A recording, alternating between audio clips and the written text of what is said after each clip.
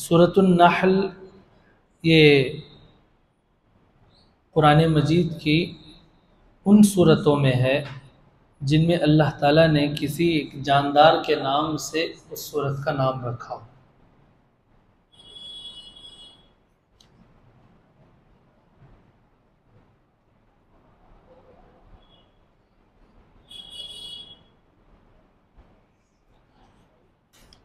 अभी इस सूरत में अल्लाह ताला ने इसको सूरतुन नहल इसीलिए कहा, अरबी में नहल कहते हैं शहद की मक्खी को। शहद की मक्खी जो आप जानते हैं, उस शहद की मक्खी को अरबी में नहल कहते हैं और शहद को अरबी में अस्ल कहते हैं, अस्लुन शहद। अब यहाँ अल्लाह ने इसका क्यों तज़किरा किया? देखिए, कुरान मजीद की कुछ सूरतें ऐसी मखसूस हैं जो जानवरों के नाम से अल्लाह ने रखा है, जैसे नहल है और इसी तरीक़े से सूरतुन नम्ल है। इंशाअल्लाह आगे भी उसकी तशरीह आपके सामने आएगी। तो ये इम्तियाज़ी कुछ सूरतें हैं, तो जिसको अल्लाह ताला ने इनसे कुछ ऐसी इबरतें हम लोगों को देना था, ऐसी बातें बताना था जो इन जानदारों के अंदर बहुत अच्छे तरीक़े से अल्लाह ताला ने इनको रखा है। अभी सूरतुन नहल में इसीलिए इसका नहल रखा गया क्योंकि इसमें शहद की मक्खी का तज़किरा है। और शहद की मक्खी का तज़किरा ऐसा नहीं कि अल्लाह ताला ने नाम लेके आगे बढ़ गए, अल्लाह ने शहद की मक्खी की तारीफ़ की है और उसके हुस्न इंतज़ाम को बताया है। आगे अल्लाह कह रहे हैं, वअौहा रब्बुका इलन नहल अनित्तखिज़ी मिनल जिबाली बुयूतन व मिनश शजरी व मिम्मा यारिशून। अल्लाह ताला ने, आपके परवरदिगार ने शहद की मक्खी को वही भेजा। यहाँ कुरान मजीद का एक अलग अंदाज़ देखिए, मौजिज़ाना अंदाज़ है। अल्लाह ने दूसरे जानवरों का जहाँ तज़किरा आया, अक्सर जानवरों के बारे में अल्लाह ने कहा, आता कुल्ल शैइन खल्क़हु सुम्मा हदा। हर जानवर को अल्लाह ताला ने पैदा किया और जानवर को पैदा करके उसको जो कुछ सिखाना था, उसकी ज़रूरियात की चीज़ें, उसके खाने पीने के इंतज़ाम जो कुछ थे, अल्लाह ने उन्हें सिखा दिया। मिसाल के तौर पर अल्लाह ने गाय पैदा किया, ऊँट पैदा किया, बकरी भैंस पैदा किए, परिंदे पैदा किए। तो अल्लाह ताला ने उनको क्या किया, पैदा करके उनकी खाने पीने की जो चीज़ें थी, उनके इंतज़ामात जो थे, उनको सिखा दिया। अब एक गाय पैदा होती है तो उसको चलना भी आता है और वो कुछ ही दिनों में चबाना सीख लेती है, कुछ ही दिनों में चिल्लाना सीख लेती है और अपने माँ के पास जाना, दूध पीना, जो कुछ उसकी ज़रूरियात है ना, अपने आप सीख लेती हैं। इंसान को सिखाना पड़ता है, लेकिन जानदार अपने आप सीख लेते हैं, उनको कोई सिखाने वाला नहीं, उनको कोई हाथ पकड़ के चलाता नहीं। अल्लाह की कुदरत देखें, अल्लाह ताला ने कैसा बेहतरीन निज़ाम कायम किया है अपनी कुदरत का। तो अल्लाह ने शहद की मक्खी को भी हालांकि ऐसे ही किया, उसको पैदा किया, उसको सारी चीज़ें सिखाई, लेकिन अल्लाह ने उसका अलग से तज़किरा किया। अल्लाह कहते हैं, वअौहा रब्बुका इलन नहल, हमने सिखाया नहीं, हमने शहद की मक्खी को वही भेजी। शहद की मक्खी को हमने पैगाम भेजा। क्या पैगाम भेजा? अनित्तखिज़ी मिनल जिबाल, कि तुम जो अपना घर बनाती हो ना, अपने घोंसले बनाती हो, वो कहाँ बनाओ? ज़मीन में मत बनाओ। कहाँ बनाओ? पहाड़ों के पास बनाओ, पहाड़ों की ऊंचाई पे। वो मिनल जिबाल, और घरों पे, अनित्तखिज़ी मिनल जिबाली बुयूता, पहाड़ों में घर बनाओ। वो मिनश शजर, और जो दरख्त होते हैं, दरख्तों की ऊंचाई पे अपने क्या बनाओ? घोंसले बनाओ। वो मिम्मा यारिशून, और उन ऊंची जगहों पे जहाँ पे लोग आसानी के साथ पहुँच नहीं पाते। शहद की मक्खी देखा होगा आपने, कहाँ कहाँ घोंसले बनाए, आमतौर पर उसका जहाँ पे हाथ नहीं जाता, ऐसी जगह पे वहाँ पे वो घोंसले बनाती है। और शहद की मक्खी के बारे में तफसीर की किताबों में मुफस्सल लिखा हुआ है कि अल्लाह ने उसको इतनी समझ दी होती है कि उसका इंतज़ाम जो होता है, उसका जो सियासी ज़िंदगी होती है, वो हम आम इंसानों की ज़िंदगी की तरह ही होती है। हम आम इंसानों में क्या होता है एक सरदार होता है, फैसल होता है हुकूमत करने वाला, जिसकी सारी लोग बात मानते हैं। शहद की मक्खियों में एक मलिका होती है और वो सारी जितनी मक्खियां हैं उस मलिका की बात की खिलाफ वर्जी बिल्कुल भी नहीं करते, और जो मलिका कहे वही करेंगे। उसके खिलाफ वर्जी अगर करेगी तो पूरे मिलके उसको कत्ल कर देते हैं, मार देते हैं। कैसी अजीब बात है। और जो उनकी मलिका होती है, वो मलिका वो एक सीजन जो होता है उनका, उस सीजन में 6000 बच्चे जनती है, या बाज़ किताबों में लिखा है 12,000 बच्चे वो जनती है। और जितने भी होते हैं तो उसमें मेमार होता है, एक घर बनाने वाला इंजीनियर होता है, और एक मजदूर होते हैं। एक कुछ ग्रुप होती है जो मजदूरों की होती है, और कुछ ग्रुप होती है जो इंजीनियर्स की है, जो प्लान बनाते हैं किस तरीके से घोंसले बनाएंगे। और कुछ लोग होते हैं जो बाहर से ले जाके स्टॉक लेके आते हैं, जो असल घोंसला बनाते हैं वो किसी लिए, वो शहद को जनरेट करने के लिए, शहद बनाने के लिए। और शहद बनाने के लिए क्या चाहिए, शहद कहाँ से लेते हैं, वो फूलों से शहद लेते हैं। जो मुख्तलिफ किस्म के जगह जगह जगह पे फूल होते हैं, जो आम तौर पर उस इलाके में दस्तयाब होते हैं, ऐसे फूलों के रस को चूसते हैं, और फूलों के रस को चूस कर अपने मैदे में इकट्ठा करते हैं, और वो रस लाकर उस घोंसले में जहां उनका निज़ाम बनाया होता है इकट्ठा करने का, स्टॉक करने का, वहां पे लाके वो रस को छोड़ देती हैं। अब ये मुफस्सिरीन में इख्तिलाफ है कि वो रस उनकी ज़ुबान से निकलता है या वो उनका फुजला है। फुजला क्या कहते हैं, जो हम खाने के बाद जो वेस्टेज होता है ना, उसको फुजला कहते हैं। तो ये इख्तिलाफ है कि वो उनका थूक है या उनका फुजला है। अक्सर यही कहते हैं कि वो उनका थूक नहीं, उनका फुजला है, वेस्टेज है। वो फूलों के रस को चूसते हैं और उससे जो गंदगी उनकी निकलती है वो शहद निकलती है। अल्लाह का कैसा वाक़ियतन, जब ये आयतें पढ़ते हैं ना सूरह नहल की, अल्लाह की कुदरत का अजीब करिश्मा, अजीब मनाजिर खुल के सामने आते हैं कि कैसी कुदरत का निज़ाम मेरे मालिक ने बनाया है। इंसान कोई बना सकता है इस तरीके का निज़ाम, किसी के बस की बात नहीं है सिवाय अल्लाह के। दो जानवर ऐसे हैं, दो कीड़े ऐसे हैं। अब ये शहद की मक्खी को आप कीड़ों में ही लेंगे तो दो कीड़े ऐसे हैं जिनके ये थूक को अल्लाह ने कीमती बनाया, दूसरे के फुजले को अल्लाह ने कीमती बनाया।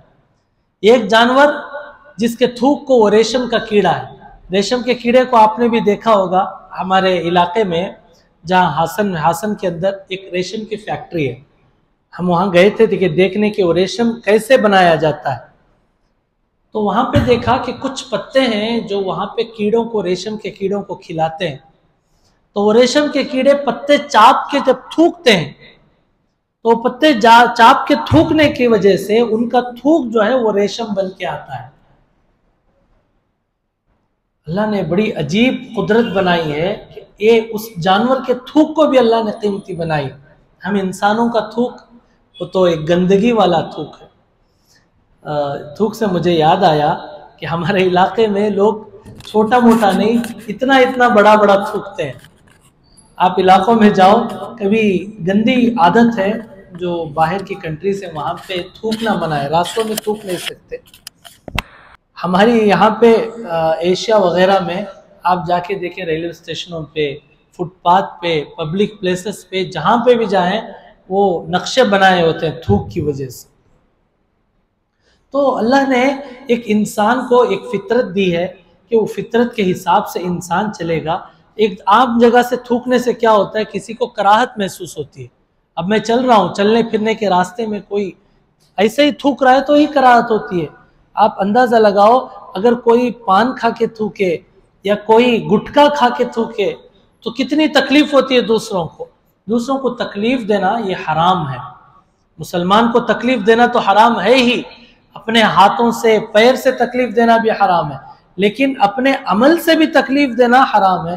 क्योंकि अगर आप थूकेंगे, मैं अगर रास्ते में चल रहा हूँ, कोई पड़ोस में मेरे थूक रहा है, ऐसी गंदी ग़िज़ा खा के थूक रहा है, तो उसके थूकने की वजह से जो कराहत होती है उसको आम इंसान महसूस नहीं कर सकता। एक संजीदा किस्म का इंसान, उसके लिए बहुत तबीयत उसकी ख़राब हो जाती है इस किस्म की चीज़ों से। तो अल्लाह ने इन जानवरों के थूक को भी कीमती बनाया। वो रेशम का कीड़ा अगर थूकता है तो उसका थूक वो रेशम बनता है, और शहद की मक्खी अगर वो गंदगी करती है, नजासत करती है, फुजला निकालती है, तो उसका फुजला भी, उसकी गंदगी भी वो इंसान के लिए अल्लाह ने ग़िज़ा बनाई है। और ऐसी वैसी ग़िज़ा नहीं, बहुत बेहतरीन ग़िज़ा बनाई है जिसको बच्चे भी शौक से खाते हैं, जवान भी शौक से खाते हैं और बूढ़े भी शौक से खाते हैं। कोई इंसान शहद को नापसंद नहीं करता, हर किसी को शहद पसंद है। तो अल्लाह ने इसका इंतज़ाम ऐसा बनाया होता है कि शहद की मक्खी, अब ये अभी एक मैं आगे एक बात बताता हूँ। एक फ़िलासफ़ी गुजरे, अरस्तातालिस, इन फ़िलासफ़ी ने, ये जो उलमा के दरमियान इख्तिलाफ था कि ये उसका थूक है या उसका फुजला है, उसको तहक़ीक़ करने के लिए उन्होंने क्या किया, शहद की मक्खियों को पकड़ के एक कांच की बोतल में रखा ताकि अभी देखूं मैं गौर से कि वो थूकती है या वो गंदगी करती है। तो उन्होंने जो ही देखना शुरू किया, उन मक्खियों ने क्या किया, अपने थूक से और कीचड़ से सारी की सारी बोतल को लीप दिया ताकि अंदर का प्रोसेस समझ में ही ना आए क्या हो रहा है, और अंदर शहद बना दिया। तो अरस्तातालिस परेशान हो गए कि जो अल्लाह की कुदरत को मैं जानना चाहता था उससे नहीं जान पाया। अब देखिए, जो घोंसला बनाती है वो कभी भी शहद की मक्खी घोंसला आमतौर पर हमारे घरों की तरह, दूसरे जानवरों की तरह घोंसला नहीं बनाती। शहद की मक्खी का घोंसला मुसद्दस होता है, 6 शक्लों वाला होता है, 6 कोने उसके अंदर होते हैं और कोई भी कोना जाया नहीं जाता, हर कोने को इस्तेमाल में लाया जाता है। और थोड़ी थोड़ी थोड़ी गैप से उसमें हजारों कमरे बनाए जाते हैं, और ऐसे ऐसे कमरे बनाए जाते हैं कि उसकी सबसे जो मोहतरम कमरा होता है, मुकद्दस कमरा होता है, वो शहद की मक्खी की मलिका का जो है वो सबसे आला और ऊंचा कमरा उसमें बनाया जाता है। और हर किसी की जिम्मेदारी अलग होती है। कोई बाहर से फूलों के रस को चूस के लाते हैं, कोई अंदर से इमारत बनाते हैं, और कोई वहाँ पे घोंसले बनाने के लिए जो अशिया की ज़रूरत पड़ती है, जिन चीज़ों की ज़रूरत पड़ती है, वो चीज़ें लेके बाहर से एक लाने वाली जमात होती है। अब ये जो मलिका होती है वो निगरानी करती है, एक निगरानी की भी अलग जमात होती है, और मलिका की खुसूसी तौर पर निगरानी होती है कि हर मेंबर को ये ज़रूरी होता है कि वो फलों के रस को चूस के लेके आए, ऐसे फलों का रस चूस के ले आए जो फलों का रस इंसान के लिए मुफीद है, जो जहरीले फल ना हो, जो जहरीले फूल ना हो। तो ऐसे अगर कोई जानवर, कोई मक्खी जहरीले फूल को चूस के लेके आती है, अगर वो जहरीला फूल, अगर वो जहरीला रस लाके शहद में मिला दिया जाए तो सारे का सारा जो शहद का प्रोसेस है वो जहरीला बन जाएगा। अब जहरीला बन गया तो जो भी खाएगा वो मर जाएगा। तो इसीलिए अब जिस जहरीले फूल को चूसा है जिस मेंबर ने, अभी उसके बॉडी में भी जहर फैल गया, तो जो ही वो अंदर आने की कोशिश करती है तो सारी मक्खियां मिलके उसको बाहर ही मार देते हैं, जान से कत्ल कर देते हैं, उसको कत्ल कर देते हैं, क्योंकि अभी उसके अंदर खुद जहर है। अभी वो मुंह भी लगाएगी तो सारा शहद जहर बन जाएगा। तो उसको वहीं पे मार के फिल्टर करके जो अच्छा वाला शहद होता है, अच्छा वाला रस होता है, उसी को, अच्छे वाले रस को अपने ज़ख़ीरे में इकट्ठा करते हैं। तो अजीब निज़ाम है अल्लाह का। तो आखिरकार वो जब तैयार हो जाता है तो इंसानों की ग़िज़ा बन के हम इंसानों के सामने वो चीज़ें आती हैं। अल्लाह ने कहा कि जब ये तैयार कर दिए तो फिर शहद की मक्खी को अल्लाह ने हुक्म दिया, सुम्मा कुली मिन कुल्लिस समरात, जो फूल हैं, फल हैं, फलों को तुम चूसो, फस्लुकी सुबुला रब्बिकी ज़ुलला, तो जो तुम्हारे रब ने तुम्हें रास्ता दिखाया है उसी रास्ते पे चलो। अब ये भी अजीब निज़ाम है अल्लाह का। देखें कि अल्लाह ताला ने शहद की मक्खियों को जहाँ पे वो घोंसला बनाती हैं उसके आसपास किलोमीटर तक, मीलों दूर तक वो चली जाती है सुबह होते ही फूलों के रस को चूसने के लिए। अब मीलों दूर तक जाके फिर अपने घोंसले की तरफ वापस आना, ये उनके पास कोई नेविगेशन नहीं होता, हम लोग यहाँ से किसी दूर पर जाएं तो नेविगेशन डाल के जाते हैं, कहीं रास्ता ना भटक जाए। अब शहद की मक्खियाँ मीलों दूर तक जाती हैं, इतनी छोटी सी मक्खी है, उसकी आंखें इतनी सी होती हैं, उसका दिमाग कितना होता है, अभी वो अपने दिमाग में अपनी आंखों से रास्ता देखे और दिमाग में वो लोकेशन फिट करके फिर से अपने घोंसले को वापस आए। कौन लेके आता है? अल्लाह ही लेके आता है, फिर से वहीं पे अपने घोंसले की तरफ लेके आता है।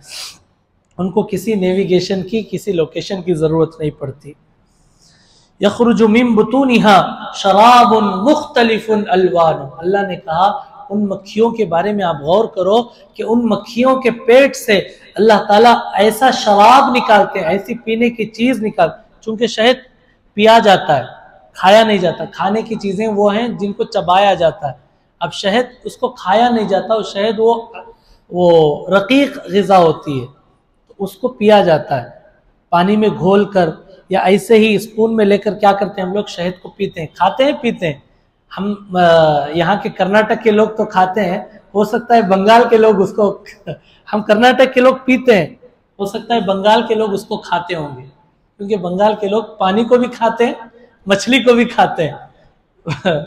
बसा औकात बंगाली लोग जो यहाँ पे आते हैं, उनको कभी पानी दम करके देता हूँ तो वो कहते हैं इसको क्या करना है, तो मैं बोलता हूँ इसको पीना है। बोलते हैं कितने बार खाना है? सुबह एक बार, शाम में एक बार, रात में एक बार, हमने खा लिया इसको, दूसरे दिन आके रिजल्ट देते हैं। तो ऐसा शहद का जो मादा होता है, शहद जो होता है, उसको पिया जाता है।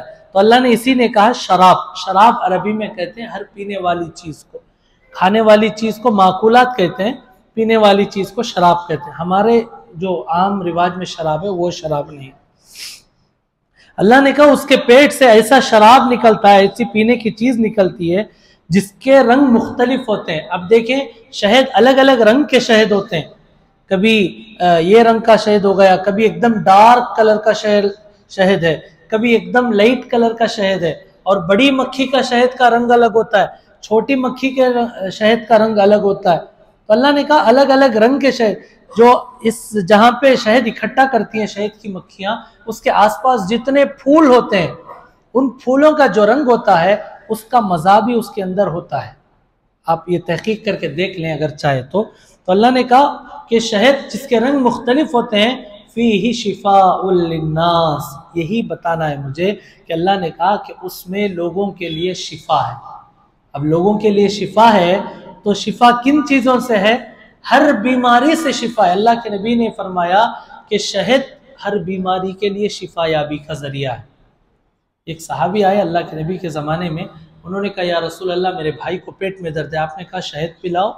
गए, शहद पिलाया, वो आके फिर उन्होंने कहा या रसूलल्लाह कम नहीं हुआ। फिर अल्लाह के नबी ने कहा कि नहीं जाओ फिर से शहद पिलाओ। 3 दफ़े जब जाके वो वापस आए, या रसूलल्लाह कम नहीं हो रहा, आपने कहा कि तेरे भाई के पेट का दर्द झूठा है, जा फिर से उसको शहद पिलाओ। जब जाके फिर से दोबारा शहद पिलाया तो तब जाके पेट का दर्द कम हुआ। तो गोया शहद में शिफा है। और शहद के अंदर एक खासियत है कि शहद जल्दी खराब नहीं होता, और जो चीज में शहद मिला दिया जाए, शहद की खासियत यह है कि उस चीज को भी जल्दी बिगड़ने नहीं देता, खुद भी नहीं बिगड़ता, और साथ वाली चीज जिसके साथ मिलता है उसको भी बिगड़ने नहीं देता। तो ये शहद के अंदर बड़ी खासियतें हैं, और इसके अंदर अल्लाह ने शिफा है। हदीस में आता है जो शख्स हलाल कमाई के जरिए शहद खरीदे और महीने में 3 दिन उस शहद को चाटे, या बाज़ रिवायतों में आता है कि पहली बारिश का जो पानी होता है उस बारिश के पानी में, खालिस बारिश के पानी में मिलाकर शहद को इस्तेमाल करे, अल्लाह ताला उसको हर बीमारी से शिफा याबी देते हैं। तो ये सारी चीज़ें शहद के अंदर शिफा अल्लाह ने रखी है। और जो 3 दिन महीने में शहद को चाटेगा, सुबह नहार पेट, खाली पेट जो शहद को चाटेगा, अल्लाह ताला उसको हर बीमारी से शिफा अता फरमाते हैं। तो गोया देखें हदीस में है, कुरान की आयात में, सब जगह एक चीज़ है, इस बात का उलमा का, मुफस्सिरीन का इत्तेफाक है। कुरान की हदीस की बातें तो इत्तेफाक होना ही चाहिए कि अल्लाह ने शहद के अंदर कामिल शिफा रखी है। आप शहद को अपनी ज़िंदगी में इस्तेमाल करके देखो।